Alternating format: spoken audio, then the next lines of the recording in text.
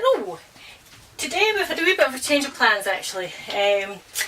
Kenny's sitting down, so the angles might be ever so slightly wrong. We had a wee bit of a scare with Kenny. He's had a wee bit of a problem with his heart this last week, so he's been in the hospital. Just overnight right enough, but we're just calling a wee bit canny. So I decided, as I do, I would bake him a cake. However, when I got to thinking about it, I thought, well, I better not bake him the fruit cake I was going to make because he doesn't like that. So that wouldn't have been a very nice cake. And as it would happen, we've got manky, like really manky soft bananas, so don't waste them. I mean, even the tops have come off. I'll pop them in a wee bag and I'll do another one maybe tomorrow or the next day. I'm going to make banana loaf, hoping Kenny will eat some banana loaf.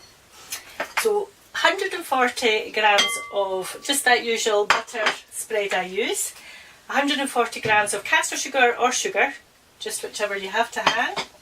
We'll just give it a quick cream, so just excuse me a minute.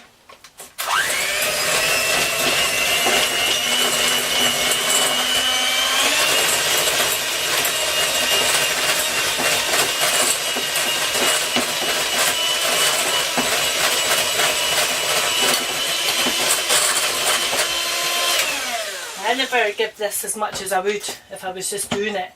You do want it to go really quite pale and fluffy.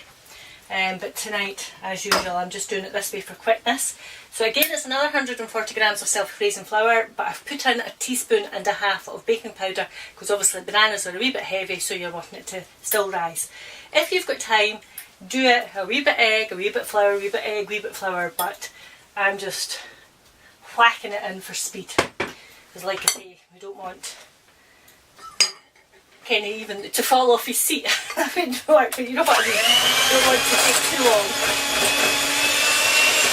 But the eggs, 2 eggs already beaten.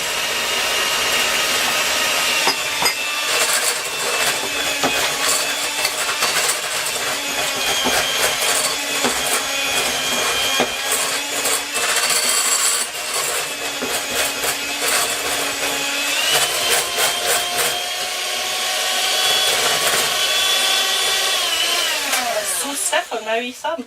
It doesn't want to work. That was clever. Don't do that at home. Decide to take it out and then switch it back on again. Right, to this, like I say, we've already mashed 2 eggs. I did try to beat these in the blender. It didn't work. I was forgetting I wasn't making things like smoothies or whatever, but of course you would have liquid in, some liquid. So just mash them down, but I mean mine took no mashing at all because they were so soft. So just quickly fold it in, mix it in a good old batter, and then we've already got our loaf tin, £2 loaf tin already. So that would be £2 would be what? £2 would be 1 kilo. 1 kilo. Whatever I don't know if they still sell them in just pound or £2 loaf tins, or if it has to be kilos nowadays. But anyway, so £2 loaf tin, already greased and lined, and we'll just mix or just mash all that into it. I need to get something for my wee thumbs. Keep moaning about them and do nothing about it. But this will just go in your oven for about 40 minutes.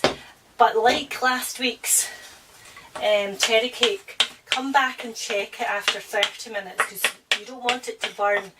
I do have it right in the middle of the oven, not at the top, so it should be okay for 40 minutes. But just in case you haven't seen the cherry cake one, what I do is I check after 30 minutes, and if it's still wet but it looks like the top's had enough cooking, you just put a wee bit of parchment paper over the top just to protect it from, my oven's got an overhead element, so it's just to protect it from that. If you've got a fan oven, you don't need to worry about that. Oh, I've got no cloth today. Handy, I'll just use that wee rag. And that is it rather. 180 degrees, which is about 360 to 375 Fahrenheit, gas mark 4, like I say, 30 to 40 minutes, and into the oven with it. And then we'll come back just in 40 minutes and see what it's like. See you in a wee while. Bye. Okay, 35 minutes is what my cake took tonight. So we shall just take it out. And at this point, it's up to yourself. You can either leave it in the tin to cool, or just put it on a bacon rack, cooling rack. Now, once it's cooled, I'm going to just leave mine plain tonight, but if you've got like some candied banana, you know, like dried banana, just decorate your cake and then drizzle over just some very runny icing over the top. Be quite nice. If this comes away, I might just take, no, I'll just leave it because it's going to not come away, and I burnt myself last week. But what was it? I've had a request. Two things actually. I forgot to say that I don't always record on Tuesday, but I am today, so Tartan Tuesday.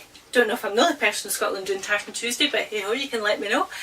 And the other thing was, I've actually had a request for next Wednesday, because of course it's all Hallows Eve or Samhain, Somain, just depends how you pronounce it, whether you pronounce it Irish Gaelic, Scottish Gaelic, or even Manx Gaelic in fact. So that's like it's the Feast of the Dead, the Festival for the Dead. So the Feast of the Dead is, you know, when you would actually traditionally have laid a plate for somebody that's passed over, and to invite them back in for a meal. So next week we're just going to make just little soul cakes. So it's a sort of a cross between a cake and a scone. So we'll do that. And like a long time ago, these wee cakes used to sort of be handed out to the poor in the parish. So that's what we're going to do next week. But once I've got this finished, we'll pop a picture up and you'll find the recipe as always in the Orkney News, and this will be on Truly Scottish TV. Thank you for watching. Bye!